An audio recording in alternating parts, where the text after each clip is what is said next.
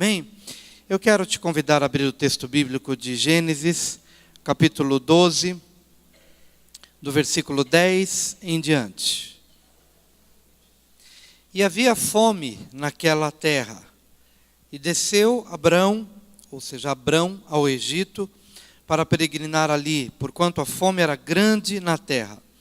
E aconteceu que, chegando ele para entrar no Egito, disse a Sarai, sua mulher: Ora, bem sei que és mulher formosa à vista, e será que quando os egípcios te virem, dirão: esta é sua mulher, e matar-me-ão a mim, e a ti te guardarão em vida? Dize, peço-te, que és minha irmã, para que me vá bem por tua causa, e que viva a minha alma por amor de ti. E aconteceu que, entrando Abrão no Egito, viram os egípcios a mulher, que era muito formosa, e viram-na os príncipes de Faraó, e gabaram-na diante de Faraó, e foi a mulher tomada para a casa de Faraó. E fez bem a Abrão por amor dela, e ele teve ovelhas, vacas, jumentos, servos e servas, jumentas e camelos. Feriu, porém, o Senhor a Faraó e a sua casa com grandes pragas por causa de Sarai, mulher de Abrão. Então chamou Faraó a Abrão e disse: que é isto que me fizeste? Por que não me disseste que ela era tua mulher? Por que disseste: é minha irmã? Por isso a tomei por minha mulher. Agora, pois, eis aqui tua mulher, toma e vai-te. E o Faraó deu ordens aos seus homens a respeito dele, e acompanharam-no, a ele e a sua mulher, e a tudo o que tinha. Comecinho do capítulo 13.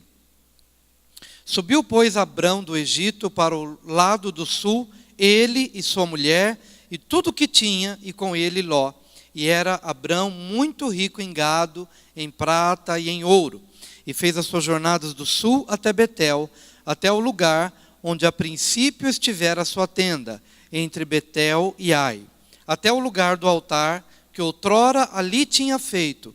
E Abrão invocou ali o nome do Senhor. Vamos orar? Senhor querido, mais uma vez estamos aqui, agradecidos porque estamos vivos, agradecidos porque o Senhor tem nos dado saúde, livramento, provisão. E nós, ó Deus, como igreja, nos reunimos neste tempo da nossa existência para tributar ao Teu nome o louvor, a adoração e o reconhecimento. Sabemos que dependemos totalmente do Teu Espírito Santo.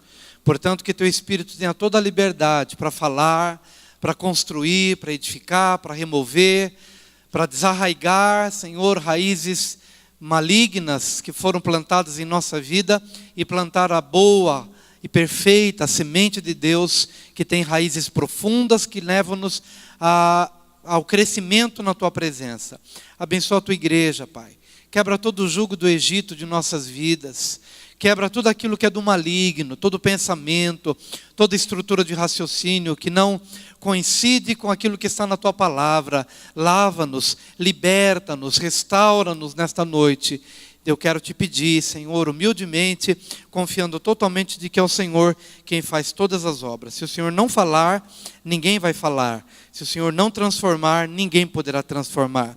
Então ajuda-nos nesta noite, nos submetemos a Ti, agradecidos em nome de Jesus. Amém. Queridos, eu gostaria de falar nessa noite sobre lugares que marcam a nossa vida. Você pode repetir essa frase? Lugares que marcam a nossa vida. Lugares que marcam a nossa vida. Guarda isso no teu coração. E eu gostaria que você tivesse um entendimento de que quando a Bíblia fala de alguns lugares, esses lugares foram realmente lugares geográficos, físicos, lugares que podem ser visitados hoje, alguns não podem mais, mas o lugar na Bíblia, embora ele existia ou existe, mas ele representa mais do que um lugar geográfico. Ele representa uma posição, ou ele representa um tempo da nossa existência. Ele representa talvez um estado espiritual em que nós estamos vivendo, ou ele pode representar um estado emocional, ou ele pode representar o momento da colheita das nossas escolhas. por exemplo, se você faz uma boa escolha na sua vida, você vai desfrutar por um determinado período de uma boa colheita, das boas sementes que você plantou. Mas se porventura você tomou decisões erradas, essas decisões erradas, elas invariavelmente nos remetem a lugares, ou a posições, ou a momentos da nossa vida, que às vezes parecem uma eternidade, principalmente parece que o mal, né, ele é mais longo do que o bem, mas não é verdade. Apenas por causa do sofrimento, né, que as más sementes produzem, que vão produzir más colheitas, o sofrimento, a angústia, a ansiedade, né, desse caminho errado, das más sementes que produzem más colheitas, parece que esse tempo se torna longo. Mas então um lugar na Bíblia não é necessariamente um lugar geográfico, mas é um momento da sua vida. É um estado espiritual, é um estado emocional. E hoje nós queremos falar de 2 lugares. Eu oro em nome de Jesus para que, se você estiver aqui nesse primeiro lugar, que representa o Egito, que é um lugar de enganos, que hoje você possa receber a graça da parte do Senhor para sair do Egito em nome de Jesus.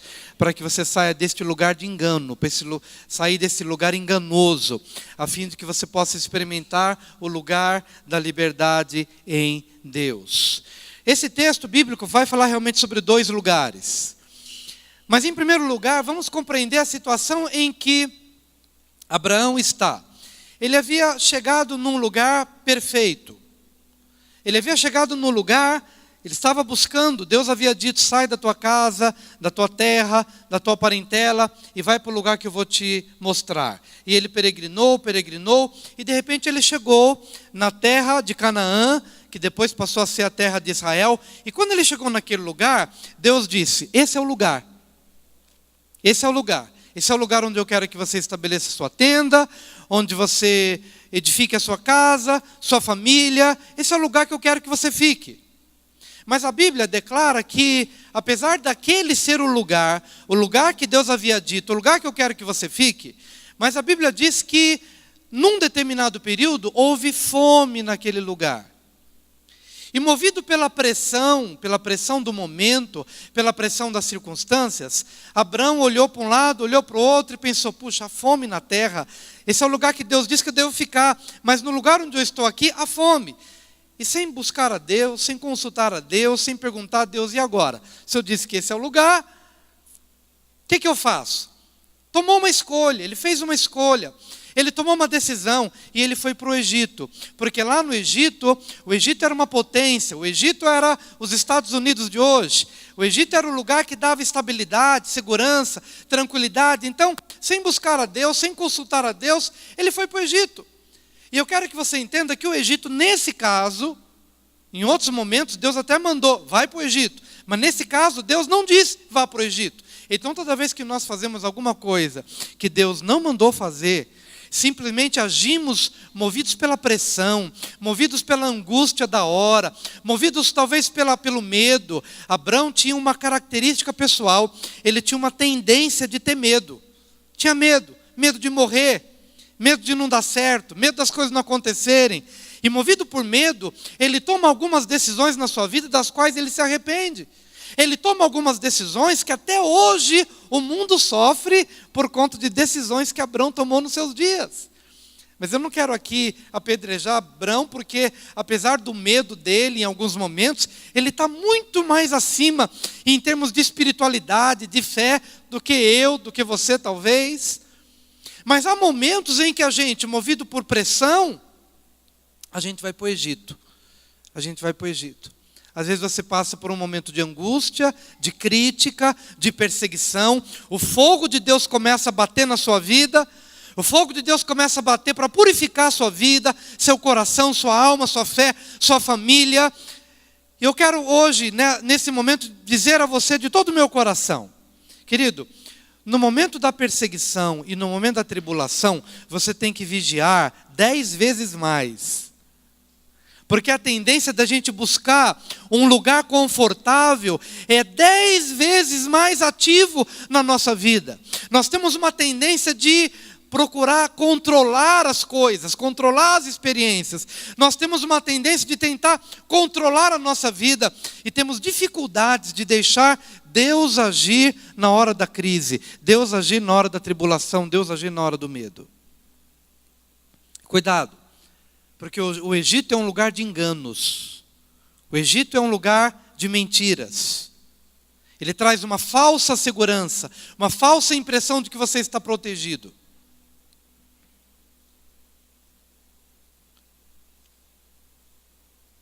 Qual que é o engano em descer para o Egito? Abraão desceu ao Egito achando que ali ele seria suprido. Mentira. Porque quem me supre, quem me provê é Deus. Não é a empresa, não é o dinheiro que eu tenho na poupança, não é uma porta que se abriu, porque quem abre a porta é Deus. Mas se Deus quiser fechar, Ele fecha. Se Deus quiser impedir, Ele impede. Então a minha fonte de provisão, de alegria, quem me faz trilhar um determinado caminho e ter sucesso naquilo é Deus. Se Ele não quiser, eu não entro, eu não vivo, eu não passo. Mas na minha ansiedade, às vezes eu acho que o Egito vai ser bom para mim. Amado, algo interessante que a gente encontra na Bíblia é o seguinte, que Abraão teve essa experiência e desceu ao Egito, e lá no Egito ele teve um dos maiores problemas da sua vida. O filho dele, Isaac, no momento de crise também, a primeira coisa que passou na cabeça dele provavelmente foi, vou para o Egito. Mas antes que ele verbalizasse, ou que ele tomasse a decisão, Deus disse a Isaac, o que não falou para Abraão, mas já se adiantou a Isaac dizendo, não desça ao Egito. Sabe o Deus que conhece o pensamento? Sabe quando você pensa uma coisa e parece que já vem a resposta na lata? Por quê? Porque Deus sabe o que você pensou. Deus sabe o que você desejou. E antes que a palavra subisse à tua boca, Deus já veio com uma resposta dizendo, faz isso ou não faz aquilo. Na experiência de Isaac, filho de Abraão, mesma situação, fome, crise, dificuldade. Talvez ele pensou, vou para o Egito. Deus se adiantou e disse, não vá para o Egito. Fica no lugar onde você está. A terra está seca, não tem chuva, há fome na terra, mas a Bíblia diz que quando Isaac obedeceu, ele semeou naquela terra seca, desértica, naquele clima árido, sem água, sem vida, sem saúde, mas a Bíblia diz que ele obedeceu, ele ficou naquela terra, ele semeou naquela terra, e a palavra nos informa que naquele ano ele colheu 100 vezes mais. Dê glória a Deus por isso. Será que a gente está entendendo o que Deus está dizendo? Porque o Egito não é a minha provisão. Nem só de pão viverá o homem, mas de toda a palavra que procede da boca de Deus, disso viverá o homem. Se Deus disse, fica, aguenta o tranco. Senhor, a terra está seca, não tem chuva. Mas Deus disse, fica, então fica. Porque nem só de pão viverá o homem, mas da palavra. A palavra que vem, que direciona, que mostra, que aponta a direção. Naquele ano, Isaac semeou naquela terra seca e ele colheu 100 vezes mais. E é nessas horas que a nossa fé é provada. Toda vez que a minha fé é provada, tu me dás a chance de crescer um pouco mais.